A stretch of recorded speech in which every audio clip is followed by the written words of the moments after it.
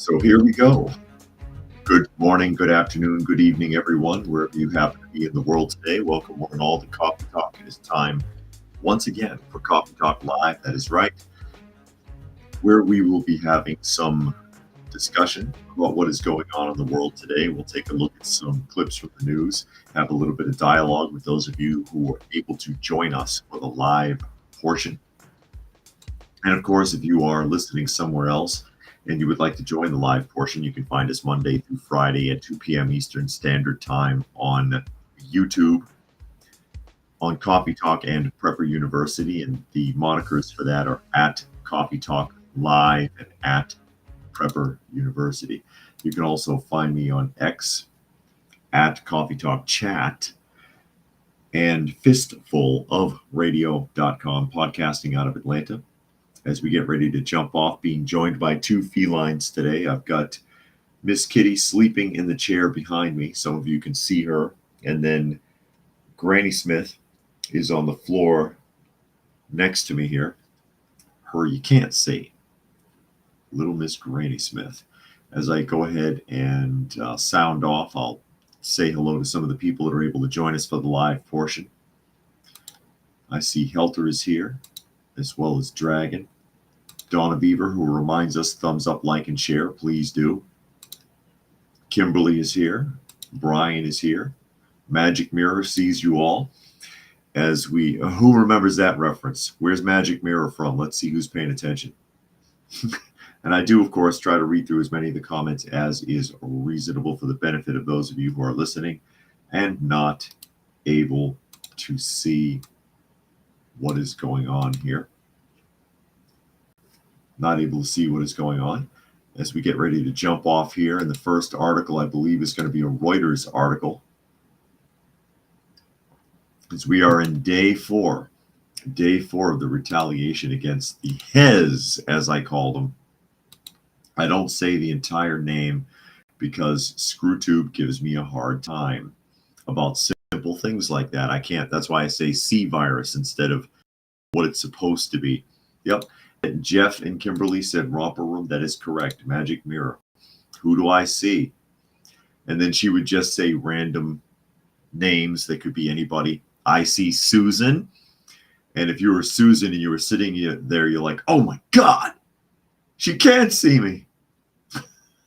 And that was the magic of television. That was the illusion. Reuters article, Israel and Hezbollah trade fire after heaviest airstrikes yet, because they're at it again, and they were at it again this morning. And I don't know if this article says it or not, but evidently some of Hez's leadership was wiped out this morning. Wiped out because they know where they are. They know where they are. They're tapped into all of their electronics, obviously. But for all the good that does, because it's like roaches, you know, if you see one and kill it, there's probably 10 more somewhere. So here we go. UN peacekeepers in Lebanon urged immediate de-escalation. Yeah, we'll get right on it. As hostilities rumbled at the Lebanese-Israeli border on Friday, following Israel's most intense airstrikes in nearly a year of conflict with the Iran-backed Hez. Israel's military said on Thursday it had struck hundreds of Hez rocket launchers that have been set to fire towards Israel.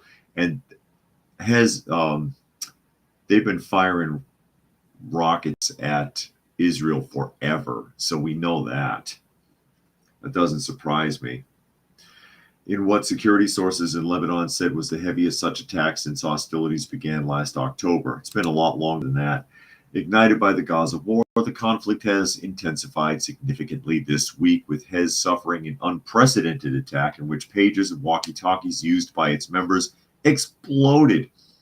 And it says killing 37, wounding thousands. You don't know how accurate that is because the numbers are all over the place. At least it just says thousands instead of trying to give a precise number, because I've heard it's as high as 4.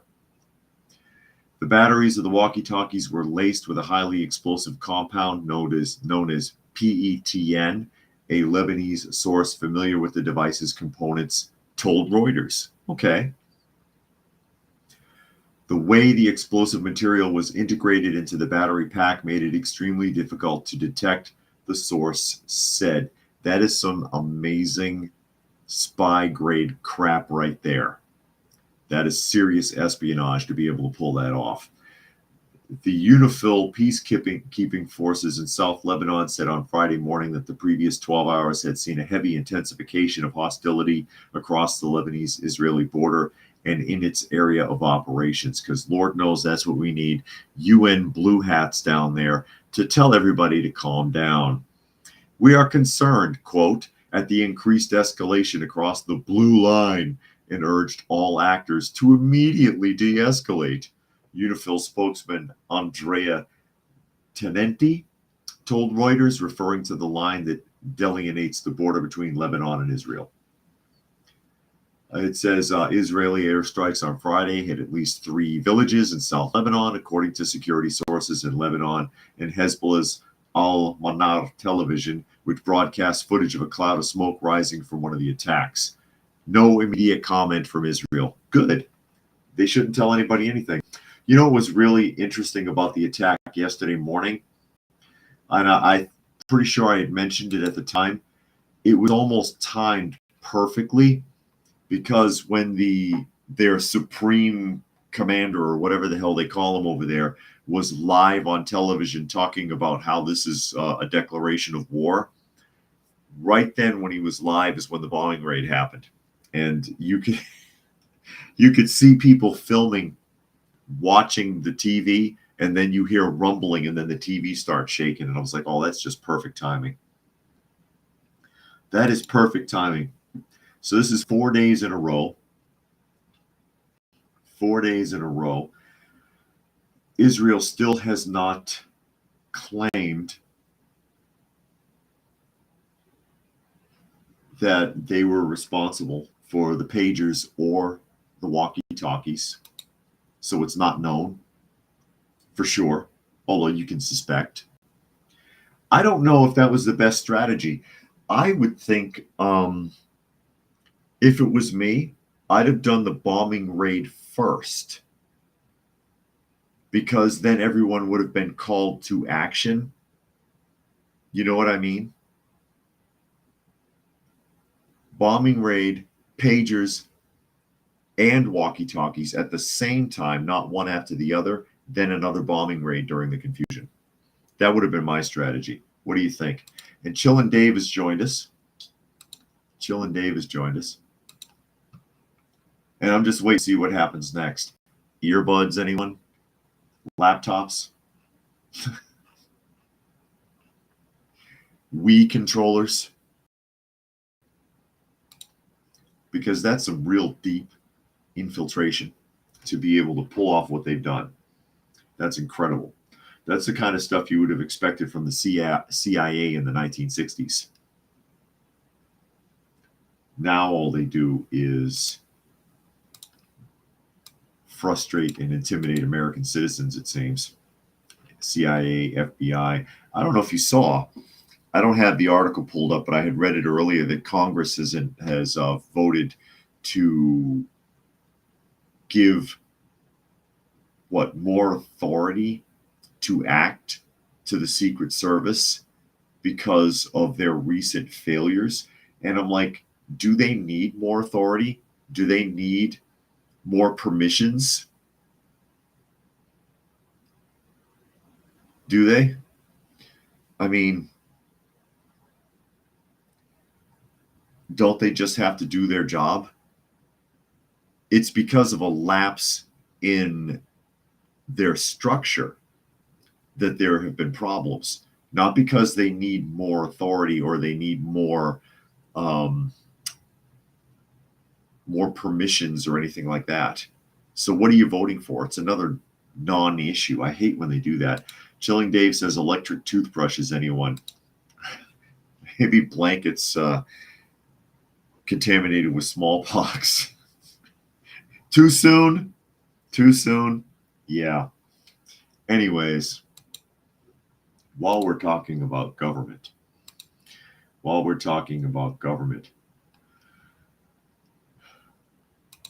more fraud. Are you shocked? I find these every week. Corrupt government and money being stolen and other issues. New York Post article, potential Act Blue criminal charges over possible fraud donations once again reveal Democrats' fraudulent campaigns. Act Blue, the Democratic fundraising platform that has collected millions of dollars for Kamala Harris, is facing potential criminal charges in 5 states over allegations that it has fraudulently exploited unwitting donors to get around campaign finance laws. Oh my. The GOP-led Committee on House Administration has been investigating claims that fraudulent donations are being laundered to Act Blue in the form of gift cards and prepaid credit cards. Chairman Brian Stell on Wednesday referred his committee's findings of potential criminal activity to the Republican Attorney General of Arkansas, Florida, Missouri, Texas, and Virginia for further investigation. Can't trust anybody. Money laundering experts working for the committee analyzed over 200 million Federal Election Commission records spanning the last 14 years to identify suspicious trends, such as hundreds of donations of $2.50 from the same individual. Other anomalies include donations far greater than a donor could afford, uncharacteristic donations from registered voters suddenly contributing to candidates of the opposite party, unusually frequent donations from elderly people or first-time donors. This investigation has exposed potential criminal activity that should be investigated by an appropriate law enforcement agency, such as your office. And that's a quote Stell wrote in letters to each attorney general, attaching detailed donor records. The final analysis produced a set of anomalous donor profiles ranked by the severity of the inconsistencies. In reviewing this analysis, it becomes clear there is suspicious activity occurring that warrants further review. Styles' investigation was prompted by whistleblower complaints and has drawn on the expertise of the FEC, the Financial Crimes Enforcement Network, that is, and the Office of Foreign Assets Control, as well as experts in money laundering, credit card fraud, and terrorism finance. Act Blue, which accepts donations for Democratic campaigns. And Raccoon has joined us, as well as Legends. Glad you could make it today. Legends says, surprisingly, this has been the least stressful election season yet. Least amount of mail, and the texting is easy to avoid. I know, usually you get pounded. And as I pointed out a couple of times, this is the first time I've ever received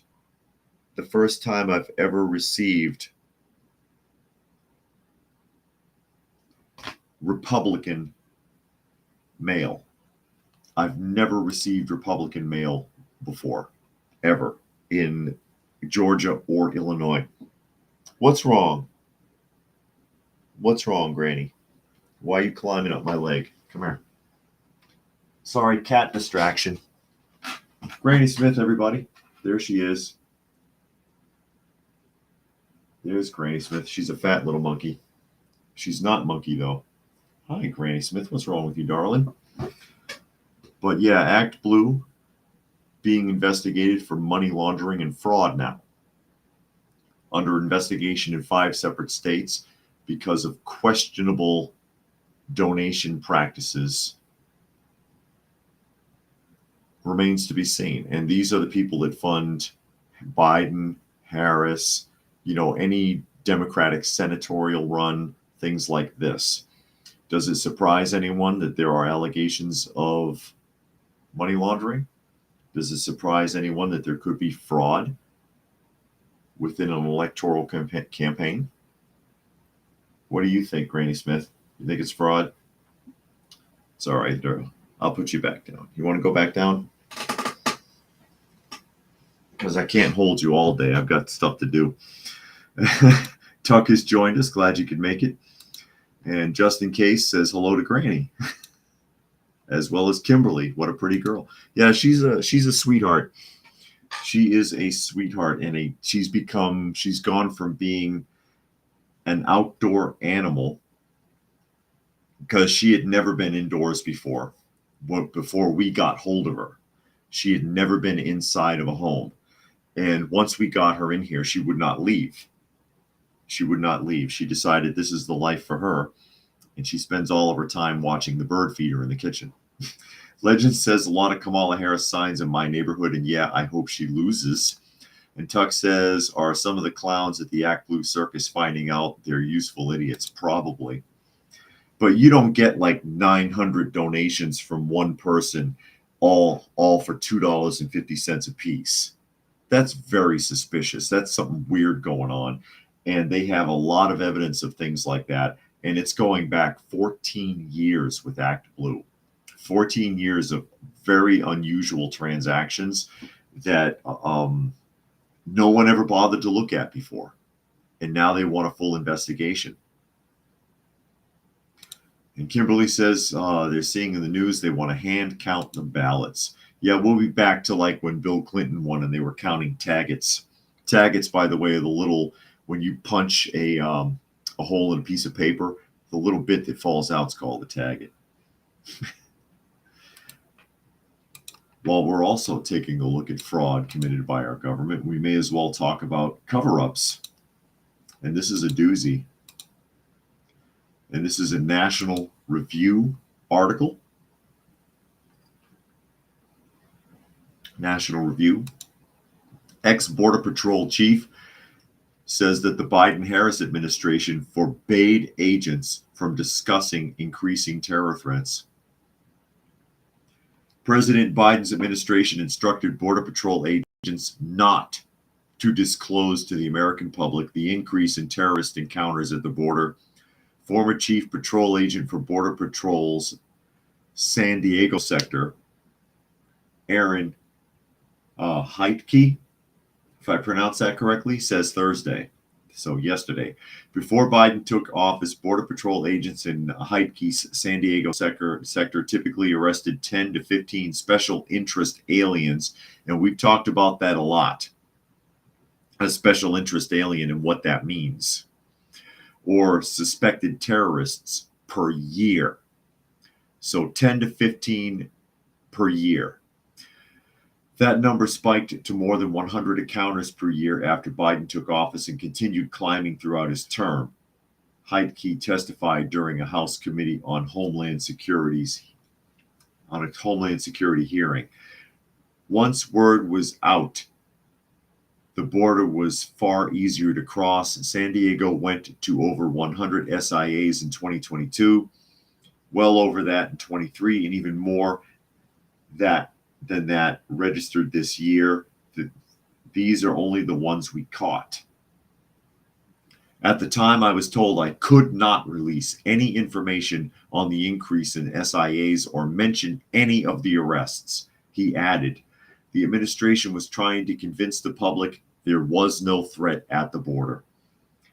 Heitke, who retired last year, testified that the Biden-Harris administration also told him not to speak to the media. Quote, I had to release illegal aliens by the hundreds each day into communities who could not support them. To quiet the problem, 2 flights a week were provided from San Diego to Texas. These flights simply brought aliens that would have been released in San Diego over to Texas, he says. This was the administration's way to try and quiet the border-wide crisis. Special interest aliens are non-U.S. citizens who, based on the analysis of travel patterns, potentially pose a national security risk to the United States or its interests.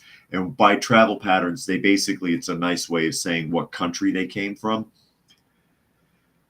DHS says on its website, leaked data from the Customs and Border Patrol shows the Border Patrol encountered more than 70,000 SIAs from October 2021 to October 2023. And last year, Border Patrol said it apprehended more than 160 people who are on a terrorist watch list. Fox reported in October of 23 that the Border Patrol has missed an estimated 1.5 million gotaways. Former chief attributed the border crisis to Biden, who he said stopped deportations and allowed immigrants to be released into the U.S. Quote, "For the first time in my 25 years and under 5 different administrations, whether through neglect or on purpose, I saw a large-scale lapse in our ability to return people to their country of origin. The inability to send people home meant that most people being arrested for illegal entry would either have to be detained or released." 70,000 special interest aliens. And that's just in 2 years. And here's Jane.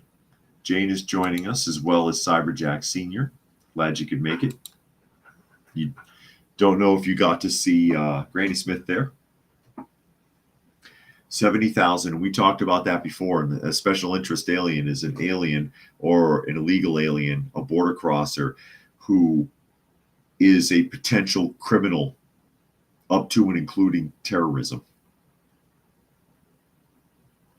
70,000 of them released into the United States that we're aware of. And this guy was told to keep his mouth shut and not to talk to the media, not to talk to anyone. And to cover things up further, instead of deporting them, put them on planes and send them further into the U.S. interior so that no one would realize how many people were out there. And as he alluded to, whether it was just neglect or by design, what was his exact phrasing? Neglect or on purpose is what he said. Neglect or on purpose. I'm going to lean towards being on purpose. I'm going to assume it's on purpose. What do you think? That they're doing it deliberately? That they did that on purpose? That they're trying to screw us over? They're trying to flood the United States with dangerous people to create further chaos. They're going to bankrupt this country. We're already trillions in debt. Interest on the national debt's one of the biggest things that we pay. It's on the top 5. It's in the top 5. And they want to flood the country with more people. Jane says that scares me. It should. It should scare everybody. And this is why they want to shut the border down. And that was Trump's promise. I'll initiate mass deportations. And everybody sits there and is like, oh, that's so racist.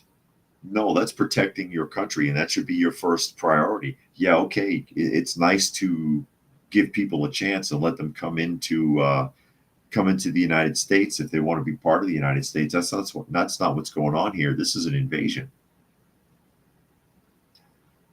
This is a type of warfare, a warfare through attrition, by draining this country's resources. And they need to stop the influx of people coming across our borders, north and south, because they're coming across Canada too. And we need to charter flights nonstop back to wherever these people came from. And it can be done. Pakistan proved it. If Pakistan can get rid of 2 million Afghanians in a month, we can do it. Okay? Pretty much. It took them about a month or just over. By the time the 30 days was up, get out or we'll throw you out. If you do not have citizenship, if you're here illegally, get out, we'll find you.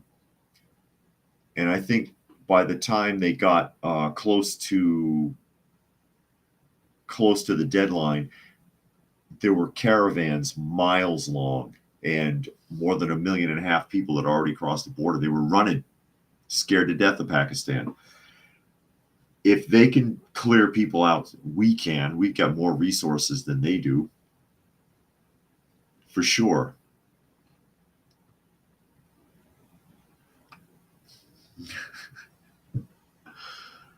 And Kimberly says, how much money are the taxpayers paying for the special interest aliens?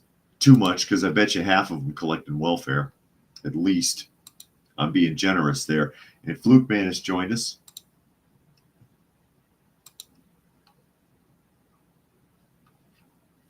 But you know, we can let these people get government jobs, right?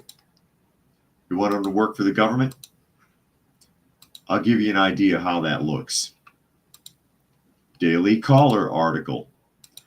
The first Somali immigrant to chair a Minneapolis public housing agency pleads guilty to wire fraud schemes. Yes, a Somalian immigrant to the U.S. who chaired the board of the Minneapolis Public Housing Authority pled guilty to federal wire fraud charges on Wednesday. Sharmaki Isa of Edina, 40 years old, facilitated a money laundering operation and gained millions through fake vendors for the Feeding Our Future scam, according to prosecutors.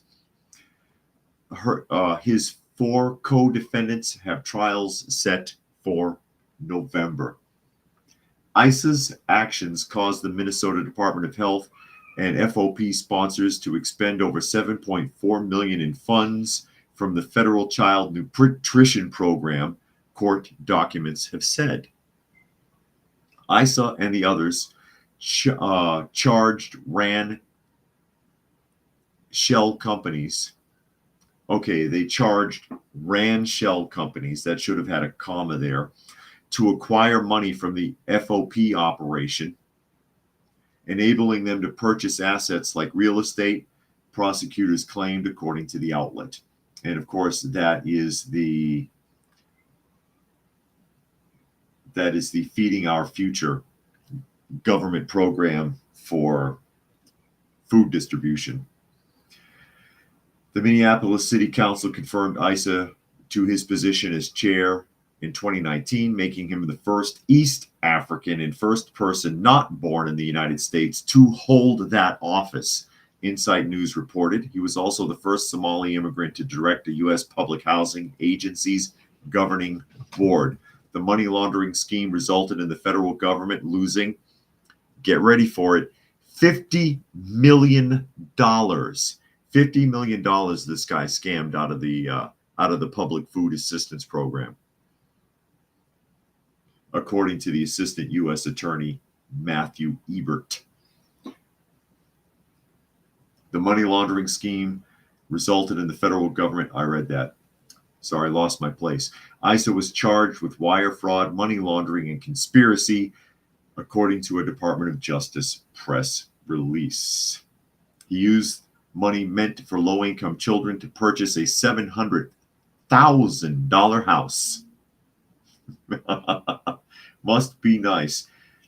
Isa also placed $341,000 from another of the accused, Haj Osman, in his bank account, ostensibly as a donation, saying it was fraud, according to the outlet. Okay. $50 million. And it's funny, you get all these people. I keep finding stories like this with non-U.S. citizens put into local government positions like this that are caught up in fraud, that are stealing millions of dollars. And where is that money now? Okay, he bought a $700,000 house. That's cute. How much of this $50 million are you going to recover? And why wasn't it caught sooner? The guy's had the job since 2019 and got other people involved. He has 4 co-conspirators that you've caught.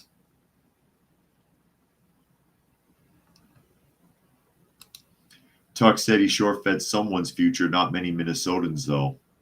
Of course. And Jane says, is this ISA guy a con man from another country? Yes. Yes, he is. And he managed to get a government position. There's another diversity hire for you. Oh, look, he's the first non-U.S. citizen Somali person in this position. Oh, look how diverse we are here in Minneapolis, Minnesota. Did that happen on who? Oh God, it's incredible. The first person to hold that position, Public Housing Authority chairman, and they patted themselves on the back. We're so progressive. This guy checks all the boxes. Probably told him he was gay too.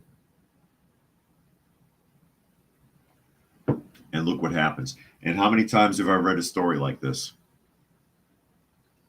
How many times?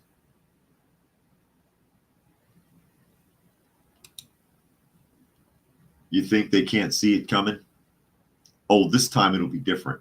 Jane says the USA needs to wake up to this issue. Other countries do not do this stuff. No, they don't trust foreigners.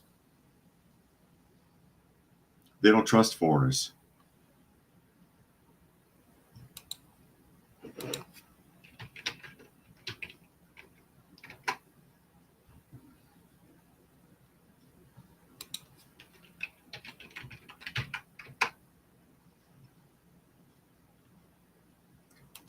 And a big surprise, this happened under Tim Walz's nose. A lot of fraud going on in Minnesota. Hundreds of millions of dollars in fraud. Because he's already under investigation for not investigating himself or covering up for the theft and misappropriation of various government funds. Waltz is under investigation. A lot of fraud going on in Minnesota.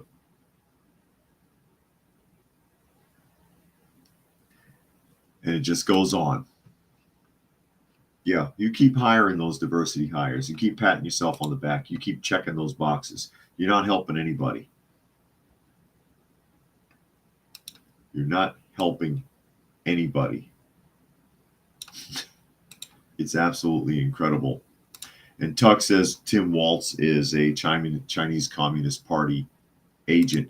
He could be. He could be. I'm sure they love the idea that there's so much fraud going on in the United States and that all that money's being lost. But, I mean, he looks like it. He looks like an asset. Again, he's been to China more than 30 times. His first job, I think it was his first job, was as a high school teacher in China. How many guilos do you think are, I'll see if I get in trouble for making that term, white people, shall we say, Europeans, do you think are teaching high school in China? They don't usually allow stuff like that. He had his honeymoon there and timed it for the Tiananmen Square events, for the commemoration of what happened at Tiananmen Square. Weird stuff. Weird guy. Been there more than 30 times. Organized youth trips and events.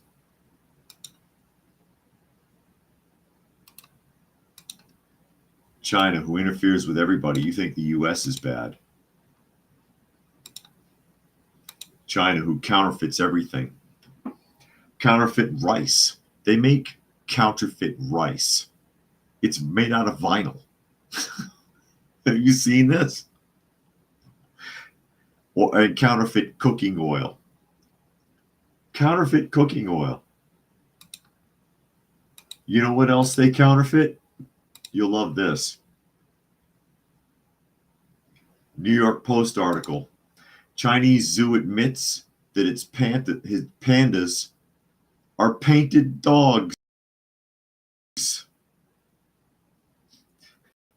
That's half pandas. They're painted dogs. And that's so obviously not a panda. Oh my God. Let me see if I can get a close-up of one of these photos here so that you can see. Hold on. There you go, folks. Totally a panda. I swear it is. Totally a panda. And Tuck wants to know, didn't Bill Clinton visit Moscow while in college? You know, I don't remember. I don't remember. And Jane says they heard that. I do know that mocha ice cream tastes like plastic frosting. You got to be careful with a lot of stuff that you eat nowadays. But there you go. Yeah, that totally, you can't tell me that's not a panda, guys. Come on now. You can't. Poor thing. They dyed his fur. That is awful. What kind of dog is that? Let's see if it says.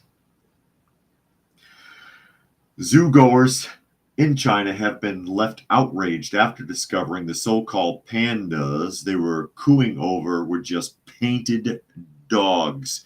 The duped visitors claimed they only realized the scam at the Shanwei Zoo when one of the apparent pandas started panting and barking, according to local media. Oh, I love it. Video shot by a visitor showed one of the not so subtly disguised dogs clearly panting while lying on a rock inside of a fenced off area. Moments later, a second pooch can be seen strolling along with a long curly tail.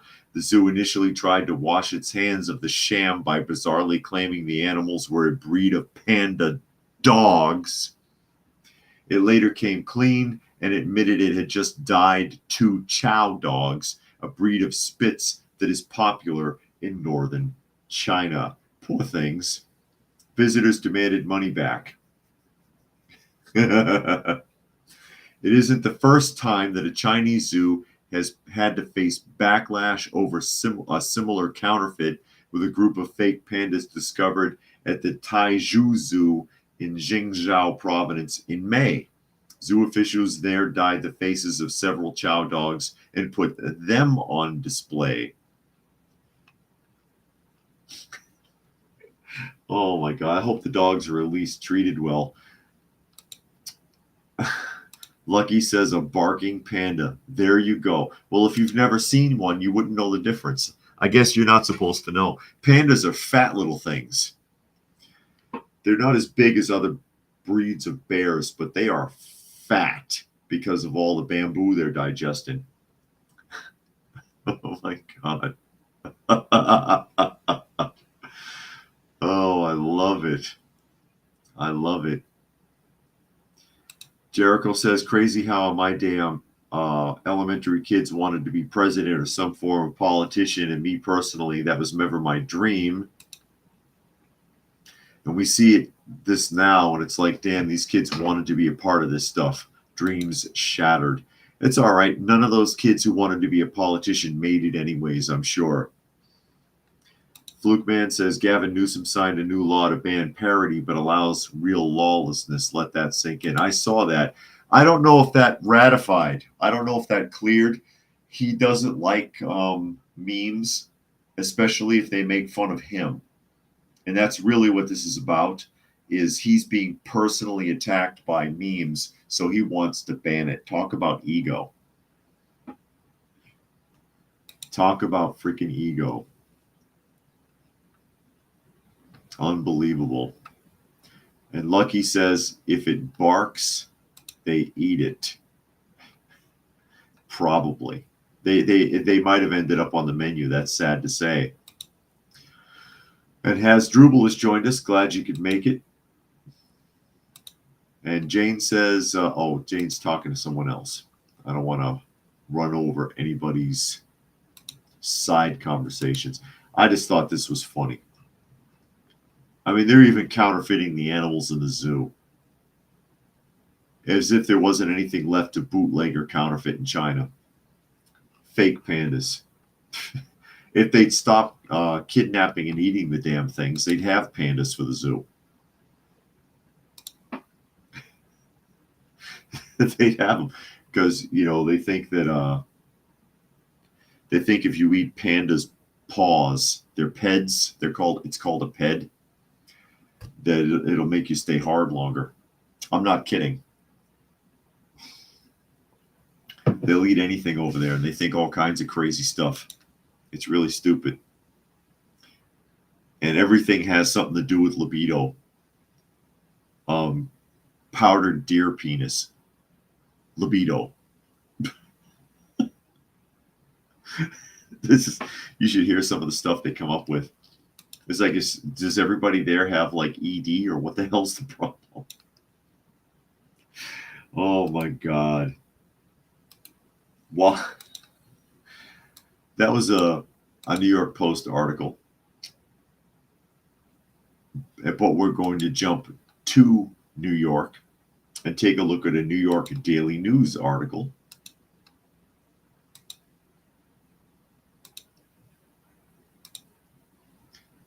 Talking about another bureaucratic position that has just been created. Now here we go with the jokes. I knew it was coming. But yeah, they'll ground up anything into powder and drink it if they think it'll make them hard. It's crazy. Let me try this. Okay. New York Daily News article. New York Police Department appoints its first amendment protest supervisor, which is a new role created by a federal settlement. And here he is. Captain Joseph Hayward at the Occupy Wall Street camp. Oh, okay, that's an old photo. I have a question before I even get into this article. Has anyone ever noticed this? Look at the size of this guy's badge. Why is it, I only see this with New York police officers, why do they have this ginormous oversized badge? Can anyone explain that? It's kind of like how you see in some foreign countries, they have these really pompous looking, blown up generals, and they got like 1,000,000 ribbons on their jacket from stuff that they never did, and these big chevrons and epaulets on their giant epaulets on their shoulders, and a huge freaking hat with big feathers on it and crap. Why do New York, so many officers in New York have this massive freaking badge pinned to their shirt? Can someone explain that? Okay. Oh no. Brian says the Bible forbids eating any animal that walks on paws. Correct. That is correct.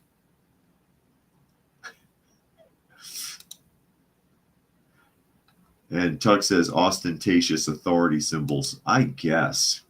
But anyway, getting into the article.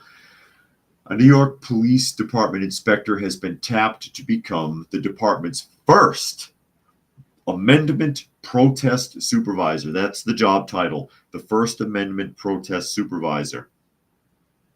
A newly created position mandated by a federal legal settlement forcing police to overhaul how they handle demonstrations.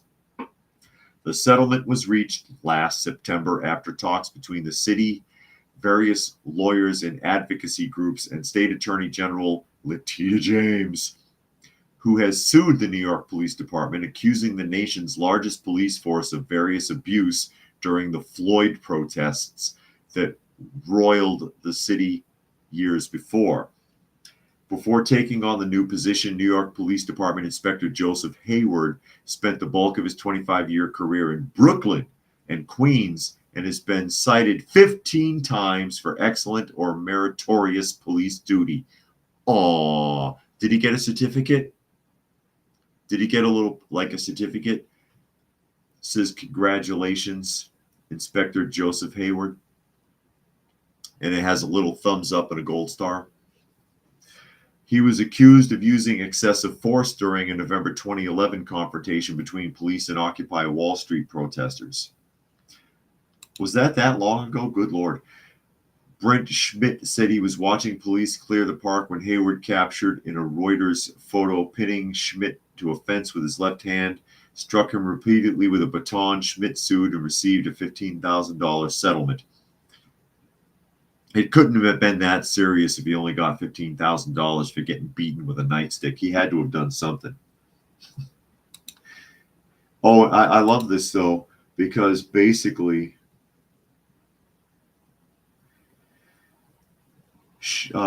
Hayward, the person that they gave this job, himself has been in trouble for doing exactly what the job is supposed to prevent.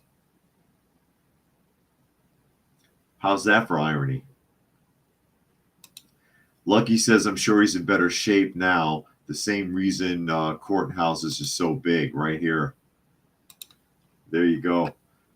Yeah, and that was him in 2011. You can imagine how sloppy the guy is now, because that ain't his shirt hanging out. I'm pretty sure his belly is pushing it out of his belt loops. So another bureaucratic position, a First Amendment protest supervisor, to make sure that during a protest, police are not too heavy-handed. That's, I surmise, the function of that position. And if it's just a protest, there's no need to be heavy-handed. But if it turns into a riot, like what happened during the issues with the Floyd protests, and you know what I'm talking about,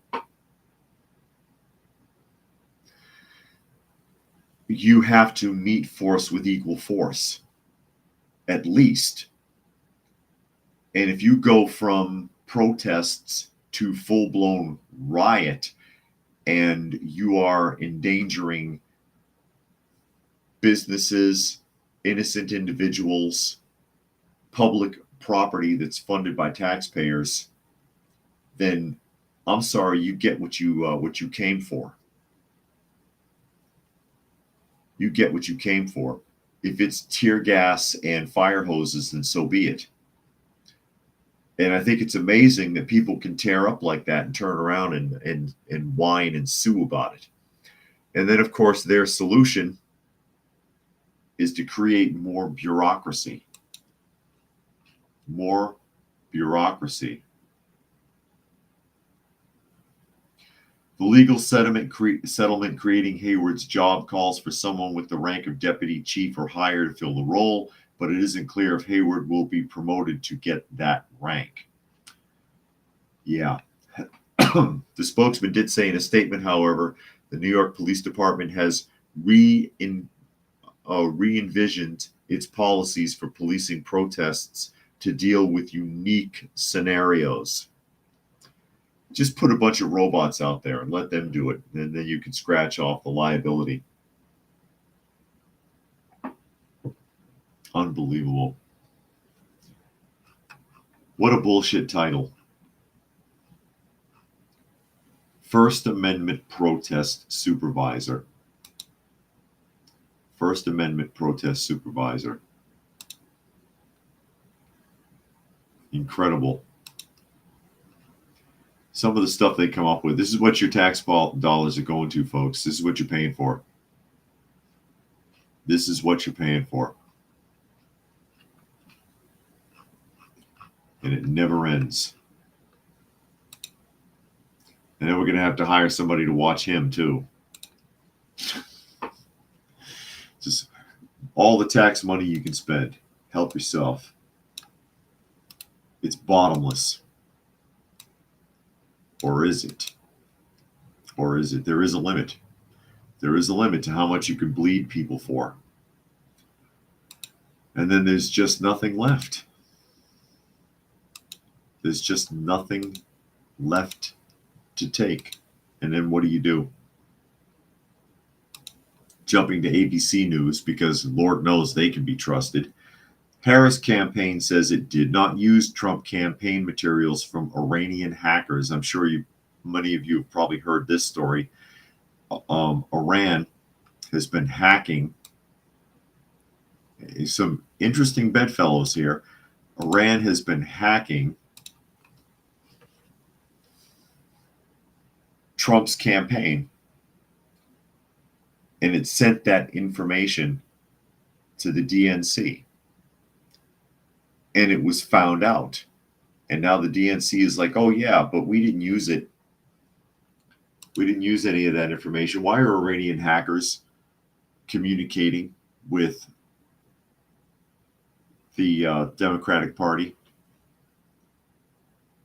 Someone explain that. Vice President Kamala Harris's campaign said on Thursday it did not use any materials that the FBI has said Iranian hackers gathered from email accounts associated with former President Donald Trump's campaign and sent them to President Joe Biden's campaign before he had left the race. Trump's campaign on Wednesday demanded more information from Harris's campaign, including that it disclosed the materials that it received and whether or not it was used. A Harris campaign official told ABC News that, quote, the materials were not used. We promise. The campaign declined to comment on whether or not they would comply with the Trump campaign's request to disclose what they had received.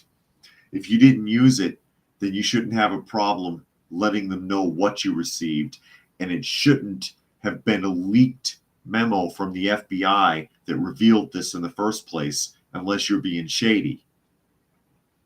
Over the summer, Iranian hackers sent unsolicited emails to individuals associated with then candidate Biden that, quote, contained an excerpt taken from stolen non-public material from former President Trump's campaign as text in the emails, according to information released by the FBI and other U.S. intelligence agencies Wednesday. The contents of those excerpts are not yet clear. The FBI said there was no information indicating that the recipients of the information replied to the hackers' messages, at least not directly. The White House said Biden only learned Wednesday about the Iranian hackers sending what the FBI called stolen information from the Trump campaign to individuals associated with his campaign. He just found out about it. Nobody told him. Quote, we learned about the statement yesterday, and the president has been made aware of it now, White House Press Secretary Karine Jean-Pierre said Thursday. You've seen us take actions to hold accountable those who seek to undermine confidence in our democracy, and we will continue to do so. She's so believable. Harris's campaign said on Wednesday that it has cooperated with law enforcement and the investigation into the messages and said it was not aware of any material being sent directly to the campaign. A few individuals were targeted on their personal emails with what looked like spam or a phishing attempt, Harris's campaign spokesperson Morgan Finkelstein said in a statement Wednesday. They're cooperating fully, but they refuse to disclose what was in the emails. Think about that. Trump's campaign said hackers are interfering to help Harris and Biden because they know that Trump will restore his tough sanctions and stand against their reign of terror. Iran's mission to the United Nations called the intelligence agency's finding fundamentally unfounded and wholly inadmissible. So Iran is denying it, even though at this point you kind of can't. You can't. Nature Nerd asks, did you hear that the New York City COVID, or I said the C word, see what you did to me? C virus SAR that enforced the lockdowns admitted to wild sex parties and smoking something under a Wall Street bank during lockdowns. What a hypocrite. I didn't hear that. I didn't hear about that, but if the news story pops up, I'll probably look at it, because if it's corruption, I'll talk about it. And Jericho wants to know how long we've been a democracy. Every time a Democrat says it, we're a democracy. So they got emails with secret information, for lack of a better description, from Trump's campaign, hacked by Iranians, that were sent to the Biden administration, to their campaign. They claim they didn't know about it until Wednesday of this week. Wednesday of this week, so the 18th of September. We didn't know. We didn't know about it. We just found out. We just told Biden like 5 minutes ago. Harris doesn't know anything. Well, we knew that. And they claim that they're cooperating fully with the FBI and with the investigation, but they won't, or have not, disclosed what's in the emails. But they promise, we swear we didn't use any of that information. Scout's honor. Scout's honor, we promise. We didn't do it. You can trust us. You can trust us. Come on. Come on, man. We got your back, America. You might find a few knives in it, but we got your back. Oh, and Cyberjack Sr. says tomorrow is their birthday. Excellent. Hope you have a good time. My anniversary's coming up this weekend, actually. 12 years. My wife and I have been married. 12 years. As of this Sunday, actually. 12 years. We've known each other for 14 years then. So yeah, happy birthday, Cyberjack. Barring that, of course, we won't be here tomorrow. We won't be here until Monday, unless ScrewTube does something evil to me, because you know how that goes. You know how that goes. ScrewTube gives me a very hard time on this channel. Wake up to find strikes like every morning. Again, it's the old joke. Getting up in the morning and brushing my teeth and wondering what's in my email from ScrewTube today. What video did they take down? Are they even going to tell me if they took a video down? And Jane says, so sweet, spoil her. Yes, indeed. Yes, indeed. She is a very good woman. She really is. They're out there, folks. It's hard to find. It's hard to find.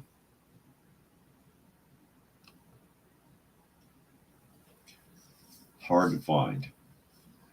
But they are out there. So don't be too discouraged, guys. Don't be too discouraged. Ladies, too. Because there's a lot of shitty guys out there, too. But there are some decent ones. They're hard to find. But they are out there. It's the truth. It's the truth. You can't, because I know that a lot of people, they get so fed up, they just give up. They just give up. But there you are. There you are. And Miss Kitty stayed with us the whole time. Look at her. She does that. Let me see if I can get in there, because I don't know how well you can see her face. She puts her paws over her eyes when she sleeps. See how she does that? You block out the light. She's like, nah. And then Granny Smith is sleeping right under her there now. Granny Smith is probably waiting for her to get out of that chair so she can get up there, because that's what they do.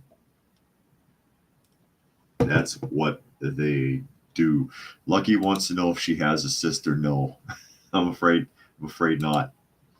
But what's my? Oh, come here. You heard me say your name. You heard me say your name.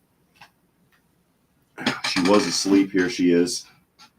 As we get ready to sign off, as we are at the top of the hour, again, you are listening to and or watching Coffee Talk. And you can find us Monday through Friday at 2 p.m. Eastern Standard Time on YouTube at Coffee Talk Live and at Prepper University. You can find me on Twitter at Coffee Talk Chat and fistfulofradio.com, podcasting out of Atlanta at very different times. But with that, I will go ahead and start wrapping things up. Thank you, everybody who was able to join us here today. As always, hope you got something out of the conversation, and we will catch you again on